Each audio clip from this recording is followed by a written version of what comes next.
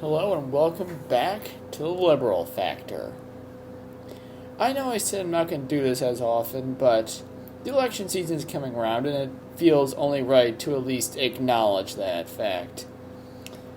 Yes, I was and still am a Bernie Sanders fan. However, I acknowledge that he is not in the race and therefore it becomes prudent to have a backup candidate, in this case Hillary Clinton.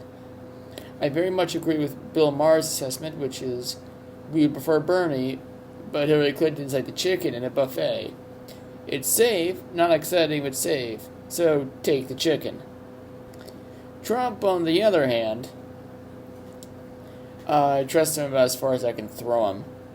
I mean, what do you say about a guy who takes every side of issues like abortion, flip flops like a waffle on sort of important deals like immigration and gun control and health care?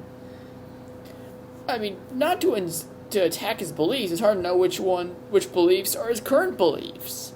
I mean, he wasn't really a Republican within my lifetime, which is all the more puzzling to me. Why Republicans like someone who's not consistent? You don't know what he's going to stand for tomorrow. Some of the things he says, and this is cliched at this point, but I can't support. He could be the greatest guy in the world. He could be a Democrat. He could be liberal. But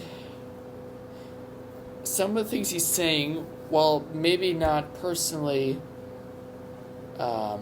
encouraging racism, is definitely giving it a free check and giving it an outlet, and that's something I can't get behind. If nothing else, we as a country, when we come to elections such as this, have to decide what's not just in our best interest, but the best interests of the world and our children and our grandchildren. And maybe it's not a world we'll ever live to see, but as voters, we are using the power of our voice, the power granted to us by our democracy, to make a stand and have our say. And we need to do that. Whether we believe it's a moral obligation or not is irrelevant. We are deciding our future and the future for those who we are passing down this planet to. We can't just shirk this responsibility. I won't sit here and tell you who to vote for like some sort of pontificating jerk. I will say, vote smart. Vote for who you think the future would be in safer hands with. Don't think of it as lesser of two evils. Think of it as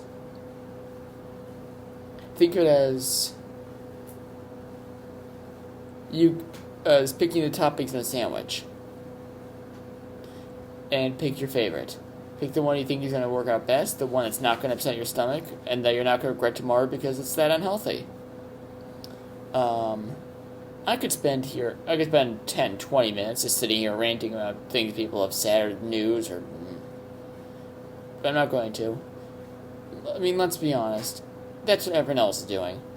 Every time I turn on the TV or see a TV on, Trump this, Trump that, Clinton this, Clinton that. So I'm not going to add to it. Just I say vote smart, vote responsibly, vote for our future. Right now I'm in a bit of a funk.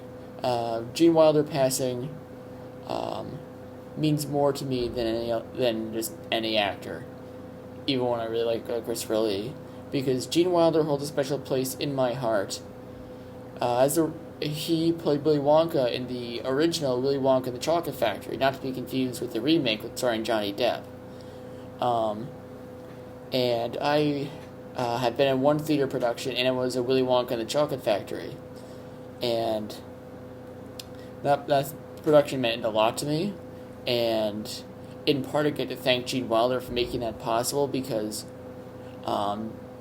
he made he made it all possible. What he did as Willy Wonka was one of his best performances, and he created a legacy, and that's a lot of people like me to express themselves in theater.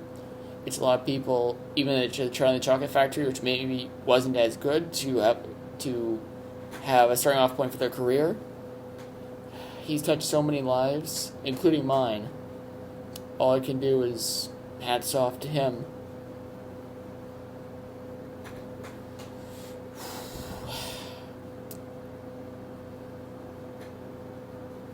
Can't think of much else to say right now. I guess I'll sign off. Good night, everyone.